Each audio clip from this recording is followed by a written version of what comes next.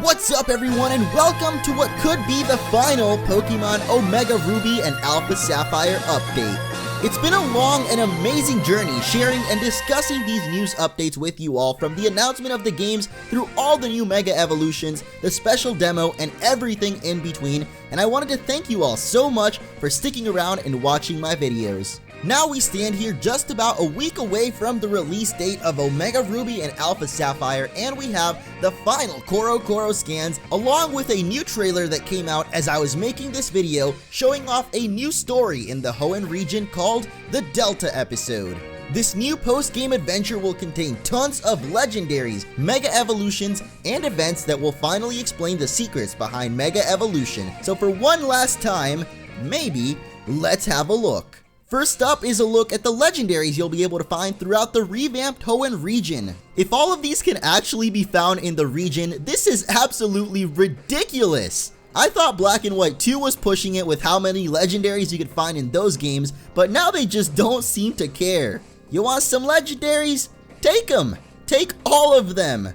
Between Pokemon X and Y, Omega Ruby and Alpha Sapphire, and 6th Gen events, you'll be able to get almost every single legendary Pokemon ever created on the 3DS games. The only ones not confirmed yet are Mew, Manaphy, Giratina, Arceus, Kyurem, and Genesect, and Meloetta.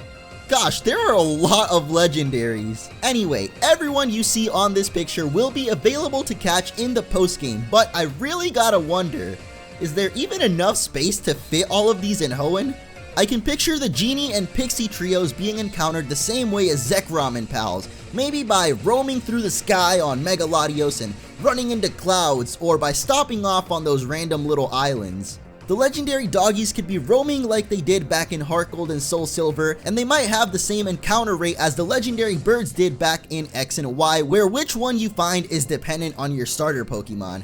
Same deal with the Musketeer dogs. Cresselia, I mean, she was literally sitting in the middle of a bridge back in Unova, so I don't think they care where you encounter her, so she'll probably be found chilling right in the middle of Cycling Road.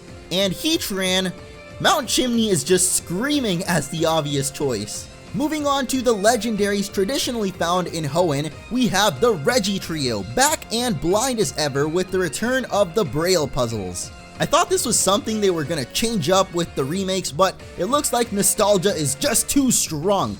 Big Bro Regigigas is also joining the party, but I have no idea where you might find the cave that you encounter him in, so if you guys want to take any guesses, be my guest down in the comments. Yet they still haven't added my favorite Reggie to the games. My body will never be ready. Wrapping up the legendary news, we have one of the most badass legendaries of all time finally confirmed for the games, Deoxys.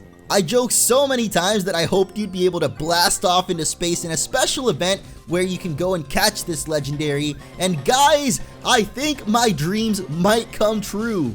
There's another scan that shows more evidence of that theory, but first, let's just admire this awesome throwback to the Destiny Deoxys movie where he fought Rayquaza, now with Extra Mega.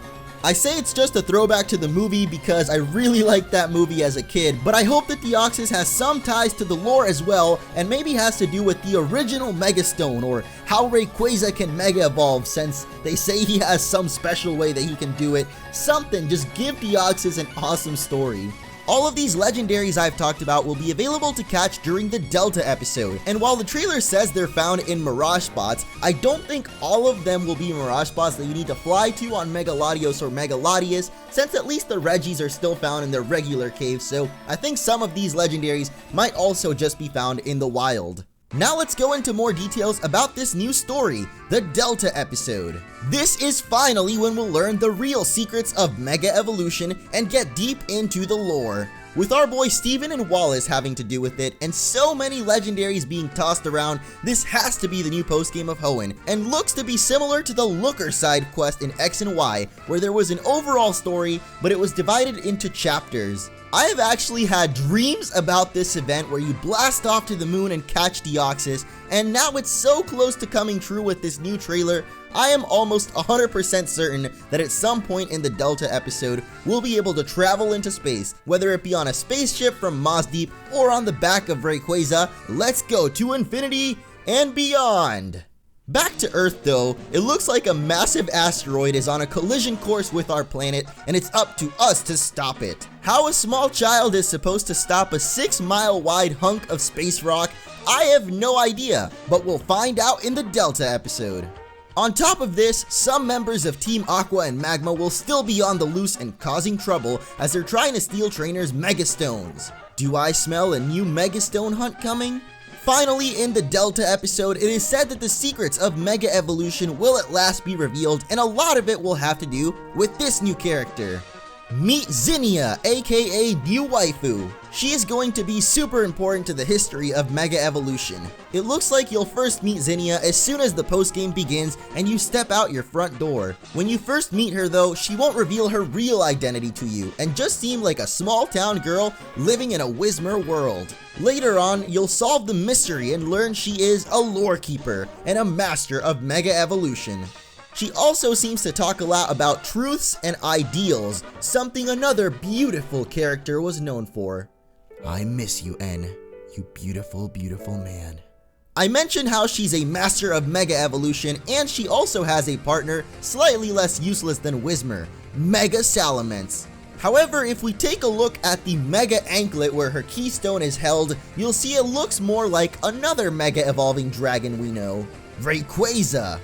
This is why I speculate Zinnia is the trainer that will first help Rayquaza Mega Evolve and is probably the person that is in this spacesuit riding off into the outer reaches of the sky on Rayquaza's back. It's always been said that Rayquaza has a unique way in which it's able to Mega Evolve due to its biology, and I'm gonna try and guess that it can only Mega Evolve when it's high up enough in the sky, up in the ozone layer where Rayquaza is said to live.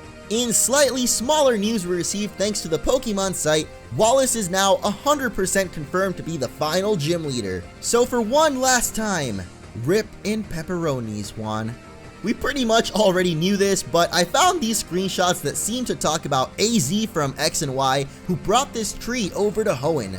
I still have this crazy conspiracy theory that N is actually AZ from the future who somehow became immortal and super gigantic and is also able to time travel, so now he's time traveling through the Pokemon world starting wars and planting trees.